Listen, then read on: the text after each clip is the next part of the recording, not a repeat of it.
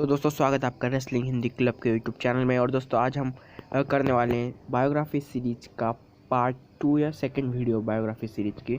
और इस वीडियो में हम बायोग्राफी बताने वाले हैं रोमन रेंस की। जी हाँ दोस्तों, आप सभी के फेवरेट रेसलर। तो हम इस बायोग्राफी सीरीज की वीडियो को शुरू करते हैं। रोमन रेंस के रियल नेम की बात करूँ तो यह है लिटी जोसेफ एनवाई। इनका बॉर्न हुआ था 25 मई 1985 को। इनके हाइट की बात करूँ तो इनकी हाइट है 6 फुट 3 इंच। नेशनलिटी से ये एक अमेरिकन है। रोमन रेंस यानी लिटी जोसेफ एनवाई एक अमेरिकन रेसलर हैं जो 25 मई 1985 को फ्लोरिडा में पेंसकोला में पैदा हुए। इस समय रोमन रेंस डब्ल्यूडब्ल्यूई का हिस्सा हैं और उनकी एज की बात करूँ तो उनकी एज है 34 ईयर्स यानी 34 साल। रोमन रेंस की एक मज़ेदार बात यह है कि उन्होंने अपना करियर रेसलिंग से नहीं बल्कि फुटबॉल से किया। साल 2007 में रोमन रेंस ने अपना फुटबॉल करियर ऑफ सीजन में national football league, Minnesota Vikings और जैक्सनविल जैगुआर के साथ किया था। उनके बाद साल 2008 में वो कनाडा जाकर कैनेडियन फुटबॉल लीग के एडमोंटन एस्किमोस का हिस्सा बन गए। इस सीज़न के अंत में रोमन रेंस को रिलीज कर दिया और उनका फुटबॉल करियर वहीं ख़त्म हो गया। उसके बाद रोमन रेंस ने प्रोफेशनल रेसलिंग में अपना करियर चुना और साल 2010 में वो डब्ल्यूडब्ल्यूई से जुड़े।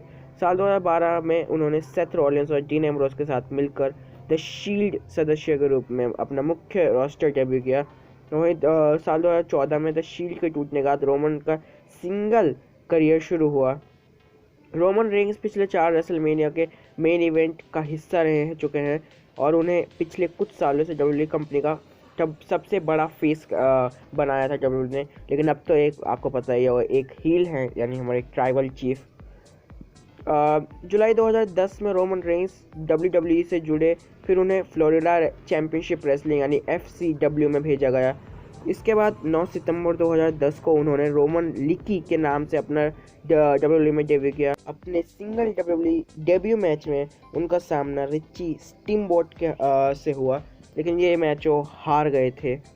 कुछ मैच के हारने के बाद रोमन रेंस उनकी पहली हिट यानी जीत नसीब हुई साल 2011 में।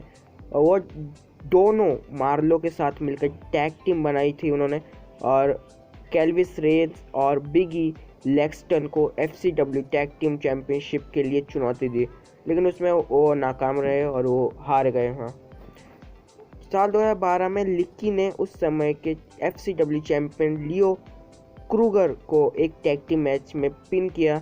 इस मैच के बाद रोमन रेंस का करियर ने एक नया मोड़ लिया और फिर FCW heavyweight champion number 1 contender के लिए एक हुए ट्रिपल थ्रेट मैच में उन्होंने डीन एम्ब्रोस और सेथ रॉलिंस को हराया।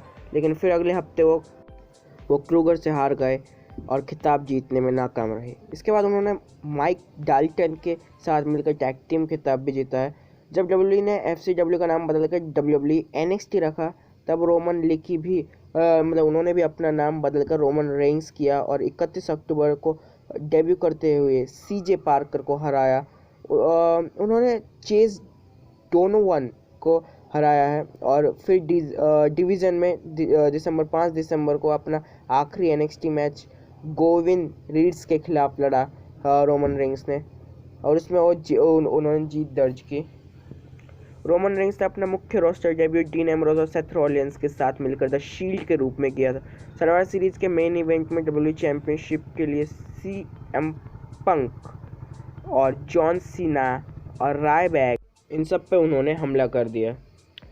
थके हुए रायबैक यहाँ कुछ नहीं कर पाते हैं और उनको जो है शील्ड ने टेबल पर पटक दिया था। सर्वाइवर सीरीज के बाद हुए रॉ में द शील्ड ने अपना वो हमला करते हुए उन्होंने बताया कि अन्याय के खिलाफ लड़ने की उन्होंने शपथ ली है।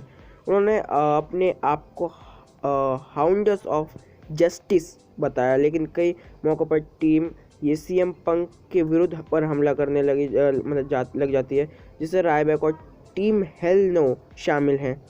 इसके बाद TLC PVP में द शील्ड और CM पंक के तीनों विरोधी के बीच मैच हुआ और ये द शील्ड का पहला मुख्य रोस्टर मैच था। इसके बाद भी द शील्ड CM पंक के विरोधी पर हमला करते रही हैं, जिसमें 28 जनवरी 2013 में उन्होंने द रॉक पर हमला किया जो रोमन रेंस के कज़न हैं। उसके बाद रॉक के एपिसोड में पता चला कि CM पंक और उनके manager Paul Heyman the shield को इस काम के लिए पैसे दिया करते थे।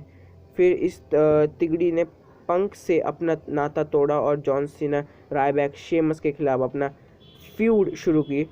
17 फरवरी को एलिमिनेशन चैम्बर में उनकी भिड़ंत हुई जिसमें द शील्ड की जीत हुई। इसके बाद रॉ में उन्होंने अपना पहला मैच रायबैक, शेमस और क्रिस जेरिको के खिलाफ लड़ा और उन्होंने जीत लिया। द शील्ड को हराने के लिए शेमस, रैंडी ऑर्टन और बिग ई के साथ तीनों टीम बनाई इन्होंने, और रेसलमेनिया 29 में भिड़ंत हुई, इन सब का मैच हुआ और जिसमें द शील्ड की जीत हुई। दोस्तों शील्ड की तो बहुत बड़ी कहानी है, तो हम रोमन के सिंगल रेसलर के रूप में भी क्या काम किए हैं वो जान लेते हैं। तो शील्ड के टूटने के बाद रोमन के खिताबी मैच का हिस्सा बन गए। Money in the bank world heavyweight championship के लिए हुए लैडर मैच में वो खिताब जीतते से चूक गए। अगले पीवीपी बैटल ग्राउंड में हुए फेटल 4-वे मैच में उन्हें वापस खिताब जीतने का मौका मिला, लेकिन इस बार फिर उनकी हार हुई। इसके बाद रोमन रेंस का रैंडी ऑर्टन के साथ फ्यूड शुरू की, जिस वजह से समर स्लैम में दोनों आमने सामने आए और रोमन रेंस रैंडी ऑर्टन को मात दे दी थी। इस बीच शील्ड को धोखा देने के लिए एम्ब्रोज और रॉलिंस की फ्यूड चल रही थी, जिसमें एम्ब्रोज चोटिल हो गए तो उनकी जगह रोमन रेंस को लेनी पड़ी। नाइट ऑफ चैंपियंस में दोनों का मुकाबला तय हुआ, लेकिन उसके बाद पहले रोमन रेंस बीमार पड़ गए और वो रोमन रेंस ये मैच नहीं लड़ पाए। दोस्तों रोमन रेंस की जो बायोग्राफी है बहुत ज़्यादा बड़ी, अभी भी उनके जो कहानी है बहुत सारी बाकी, यानी वर्ल्ड हेवीवेट चैंपियन की कहानी बाकी है, उनकी ग्रैंड स्लैम, यूनिवर्सल चैंपियनशिप की रेस, रोमन रेंस की फिल्में, परिवार, finishing move, signature move, entrance theme, बहुत सारी बातें बाकी हैं। तो मैंने सोचा है कि मैं इस वीडियो को जो है 2 पार्ट्स में बनाऊंगा ताकि आप भी ज़्यादा बोर ना हो। तो ये था पहला पार्ट, आपको कैसा लगा, और अगर इस वीडियो पर अच्छा रिस्पांस आया तो मैं रोमन रेंस की जो बायोग्राफी सीरीज है, मतलब उनकी नहीं, रोमन रेंस की जो बायोग्राफी है उसका पार्ट 2 भी बनाऊंगा। तो अगर आपको ये वीडियो अच्छी लगे तो वीडियो को लाइक और चैनल को सब्सक्राइब भी जरूर कीजिएगा और नोटिफिकेशन बेल को भी ऑल पे रख दीजिएगा। Thank you for watching.